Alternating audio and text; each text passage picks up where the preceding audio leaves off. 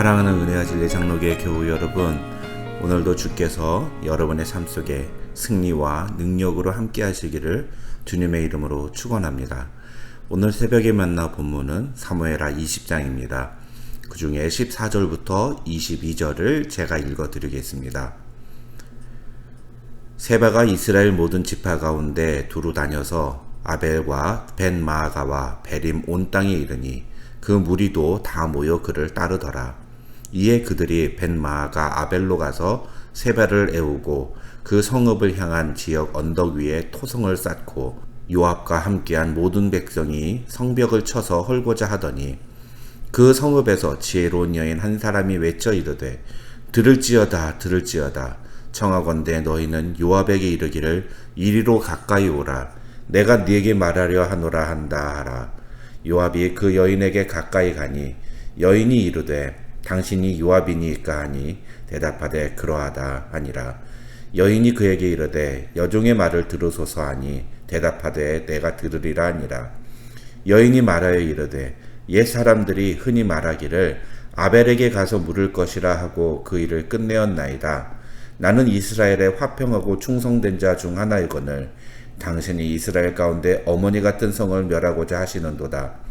어찌하여 당신이 여호와의 기업을 삼키고자 하시나이까 하니 요압이 대답하여 이르되 결단코 그렇지 아니하다. 삼키거나 멸하거나 하려 함이 아니니 그 일이 그러한 것이 아니니라.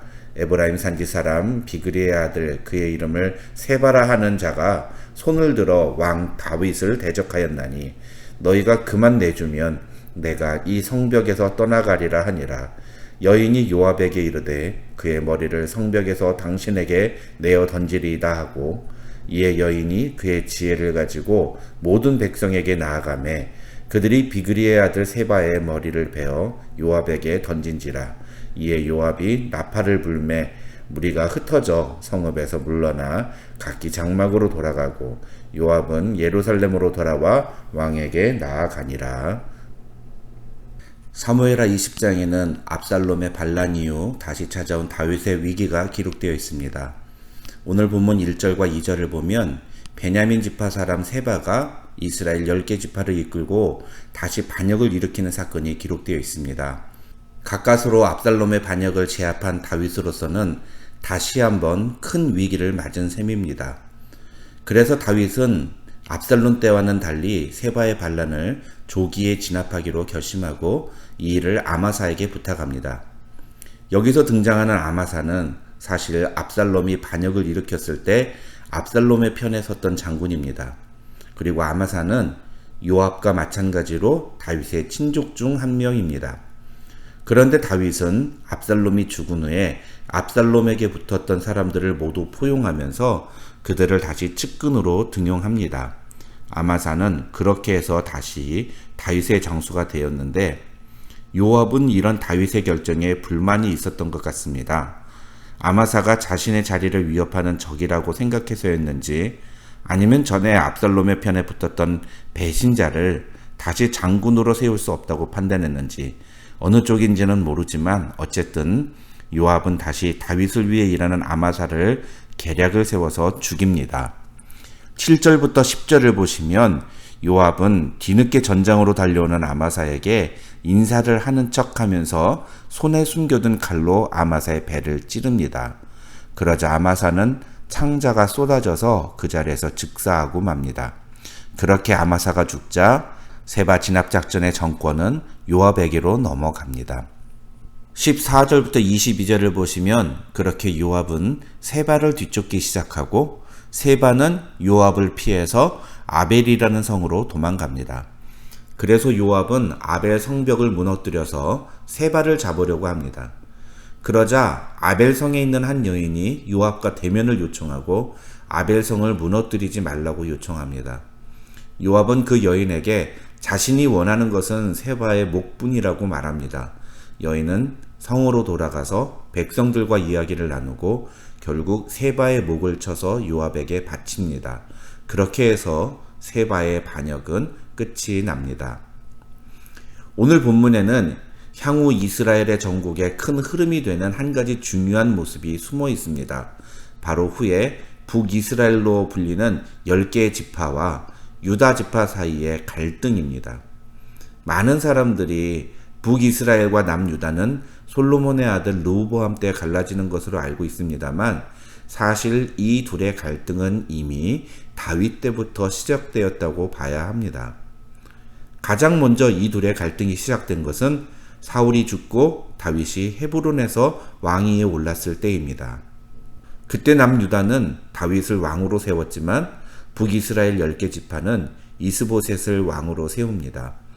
그리고 압살롬의 반역 때에도 남유다는 다윗의 편에서 서 있지만 나머지 지파들은 압살롬의 편에서 다윗에게 반기를 듭니다. 오늘 본문에 기록되어 있는 세바의 반역은 이런 정치적인 대립의 연장선상이라고 볼 수 있습니다. 1절을 보면 세바는 이스라엘 사람들에게 우리는 다윗과 나눌 분깃이 없으며 이새의 아들에게서 받을 유산이 우리에게 없도다. 이스라엘아 각각 장막으로 돌아가라 하면서 분열을 조장합니다. 그 결과 2절을 보시면 온 이스라엘 사람들이 다윗 따르기를 그치고 올라가 비그레의 아들 세바를 따르나 유다 사람들은 그들의 왕과 합하여 요단에서 예루살렘까지 따르니라고 기록되어 있습니다. 그런데 여기서 한 가지 웃지 못할 일이 벌어집니다.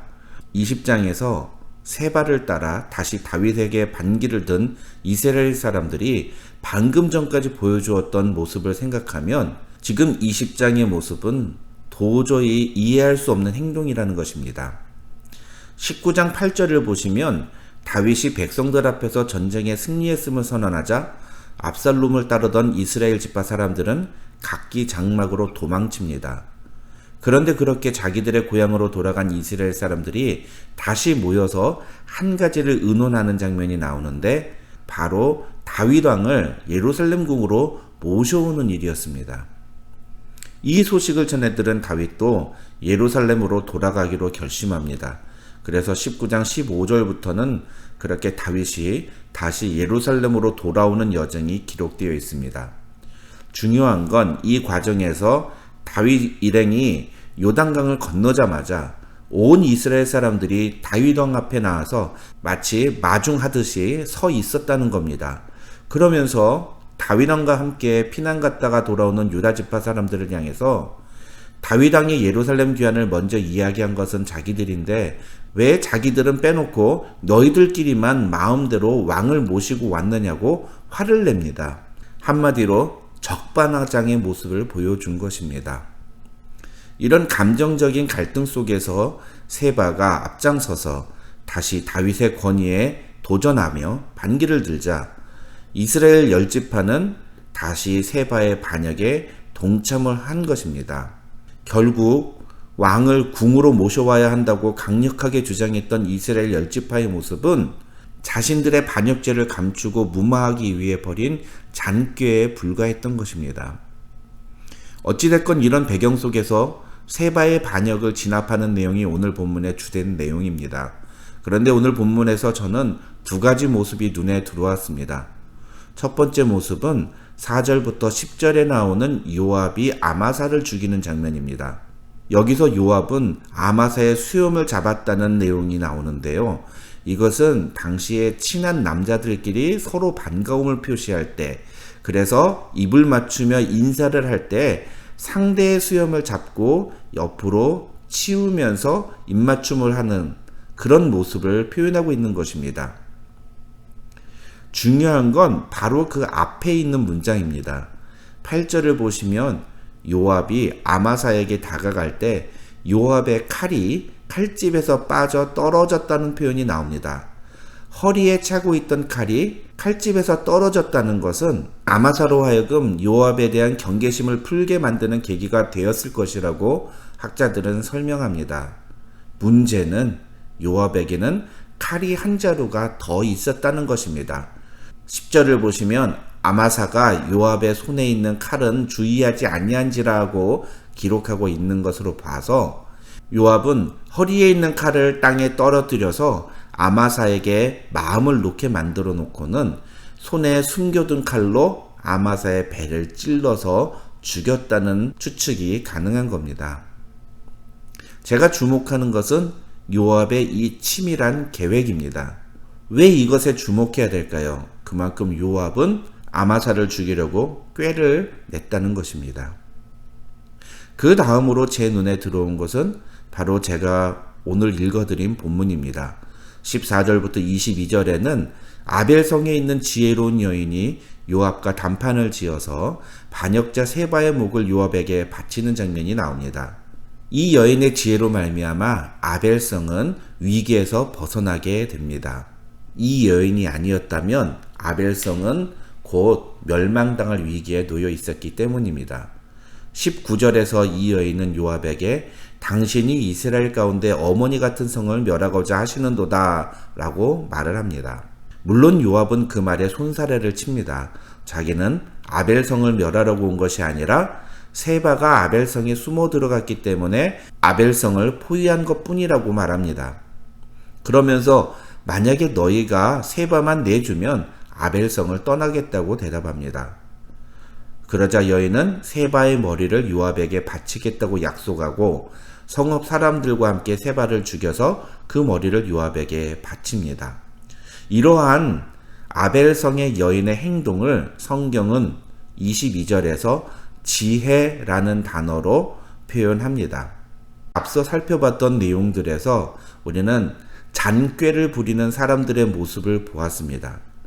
그런데 잔꾀의 긍정적인 표현이 지혜지요. 그러니까 오늘 본문에서 우리는 여러 상황 속에서 각자의 목적을 이루기 위해서 지혜를 발휘하는 여러 사람들의 모습을 볼 수 있다는 겁니다. 세 가지 이야기를 말씀드렸습니다. 첫째는 자신의 죄를 감추기 위해서 누구보다도 열심히 다윗 왕의 예루살렘 복귀를 주장하지만 그러나 자신들의 의견이 묵살되자 금세 다시 세바와 함께 다윗 왕에게 반기를 드는 이스라엘 열지파의 모습입니다. 두 번째는 아마사를 죽인 요압의 모습입니다. 이 아마사를 죽인 요압의 모습은 결국은 자신의 목적을 이루기 위해서 다른 사람을 해하는데 자신의 지혜를 사용하는 모습입니다. 그리고 마지막으로 살펴본 것은 아벨성의 여인입니다. 이 여인은 자신의 지혜로 성한 모든 사람들의 생명을 구원했습니다. 오늘 본문은 우리에게 우리가 갖고 있는 지혜를 과연 어떻게 사용하고 있는지를 돌아볼 것을 요구합니다. 자기의 죄를 덮고 무마하기 위해 잔꾀를 부리는 이스라엘 열지파의 모습과 아마사를 죽이기 위해 거짓 행동을 하는 요압은 잘못된 목적을 위해서 자신의 지혜를 사용하는 잘못된 모습입니다. 반면에 아벨성의 여인은 지혜를 다른 사람을 살리는 목적으로 사용합니다.